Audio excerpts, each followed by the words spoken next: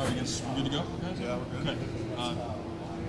You got some rest? How are we feeling? Just like almost like 10 hours after the game. I'm feeling fine. I know it was a pretty late night last night. I probably didn't go to sleep till about 4 a.m. So, but other than that, though, I feel pretty good, though. Up and ready. 35 minutes of play last night. It's going to be probably even upped intensity for the guards against a really guard-dominant team like Michigan State. You guys feel like ready to go? Your guard position group? Yeah, I feel like our guards, we're always gonna step up to the challenge, no matter how we're feeling.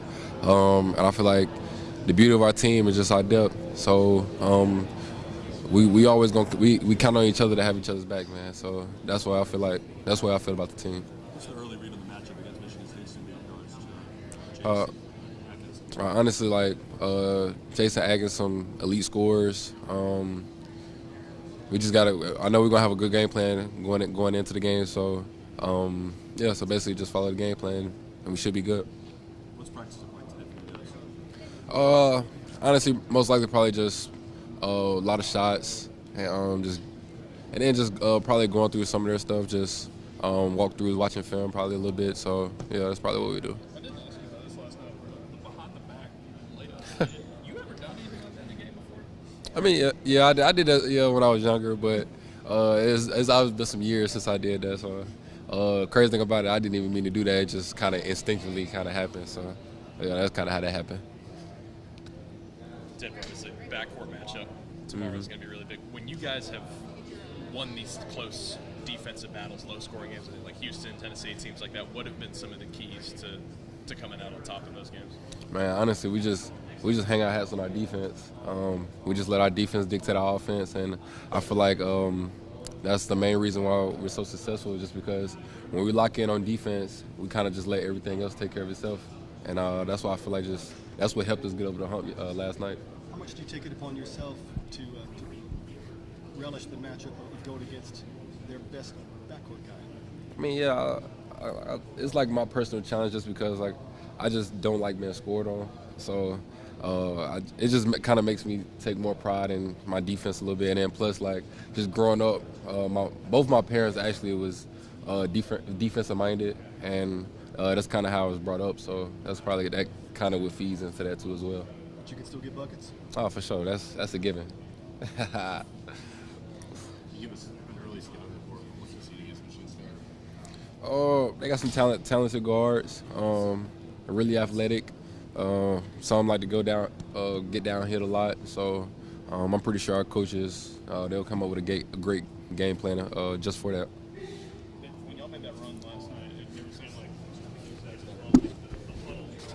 Let's just get some stuff from you.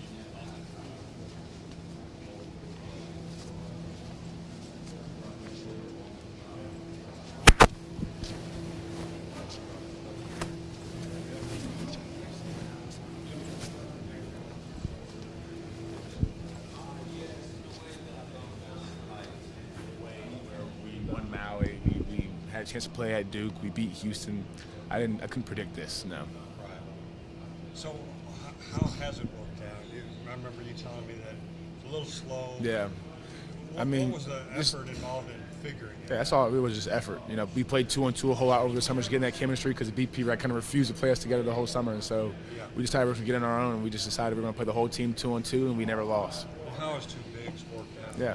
It's not conventional Yeah. anymore. Yeah, I mean, it's hard to rebound in the game plan against two physical bigs like us, and so it's worked out pretty well. You guys played a higher possession game, a higher tempo game, and also a higher turnover game last time than you normally do. So a lot of things got off schedule. Yeah. How do you then adjust to that mid-game and then maybe kind of reevaluate the approach in a turnaround like this to kind of play your pace? Yeah, you know, Bruce Pro just said making sure that we just run a play. You know, that first half of like an AAU game, my turn. And he just made sure that, hey, every time you run a play, we're going to score, or we're going to get offensive rebound, and we're going to score again. So he kind of just settled us down and just made sure that we were not playing selfishly and not trying to hog the ball, but just run a play and get the ball in the point guard's hands.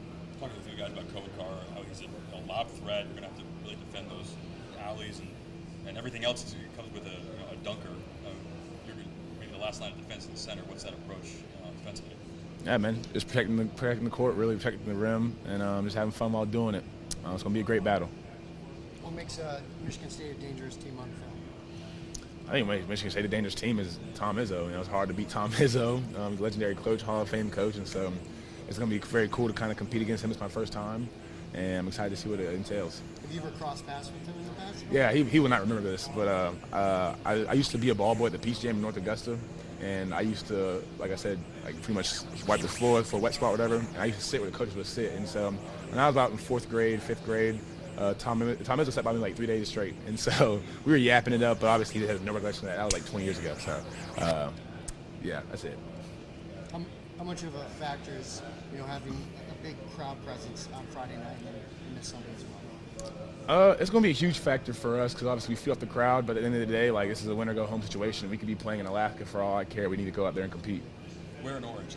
I heard that was something you got involved with. You decided that? What was the deal with that? Yeah, whoever decided to wear Navy against the Navy team last game, whoever in the administration I got talked to, that was really disappointing. It made no sense from a marketing standpoint because, we're the only orange team in Atlanta right now, and instead they decided we're gonna wear Navy, and so I thought it was kind of suspicious. I'm not gonna call it what I want to call it, but I'm gonna call it suspicious. Did you ask somebody about the orange then? No, I didn't ask. I just demanded it. I said, all in the family, what I'm saying? If y'all want to win, we're going to start wearing orange. And obviously, orange is easy to see, in the nosebleeds. It's easier to see. I can't see Navy in the nosebleeds. It look like empty seats. And so, yeah, I think orange is the best look for us. Just walking it back after the Creighton game, you gave us an out of 10 in terms of effort and defensive presence. What would you say out of 10 it was last night? Second half was a 10. First half, I think we were just too all over the place to even grade that one. So I think the second half of last night was great. We need, especially that last 15 minutes where we all just kind of buckled in and decided, hey, we're not going home. So I'd give that a 10.5. Saw CBS Sports did a really nice insight on you yesterday, and obviously you've been on a number 1 overall seed for a minute now, getting used to the attention. But just what is it like in this moment, and also it was your leadership they were both talking about. Yeah, it's pretty cool just to be highlighted like that, being the unsung hero. I just kind of play my role and make sure that everything goes according to plan. I like to call myself Gorilla Glue and really just make sure everything's stuck together. Never asked you about when you do the double hand wave. Yep. Just what is that like in that moment when you hear the crowd roll, Yeah. especially at a Sweet 16 game? It's like being a gladiator, you're not entertained, and so it's pretty cool to they're already loud, but to hear them get louder for that, it's a feeling I'll never forget in my whole life. Yes, sir. Thank you.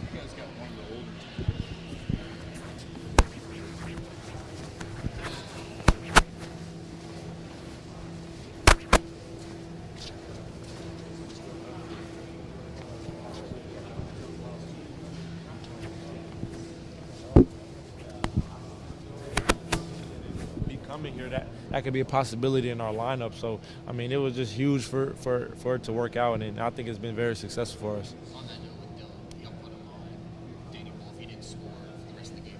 Can you kind of quantify his defensive impact, even if it kind of doesn't show up on the stat sheet from time to time? Dylan, his impact is just stopping everybody that's in front of him. He's a great help defender, help shot blocker. And it's very hard for people to score at the rim when Dylan's down there.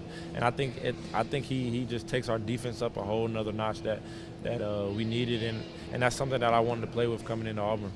Cheney Johnson talked about playing D2 ball for 3 years, and now he's in this moment. You guys have a win away from getting to the Final Four, and if you win it, I'm curious what it means to see him sort of achieve that with you guys this season and be in this position. It's super great. I'm super grateful for Cheney to be in this moment.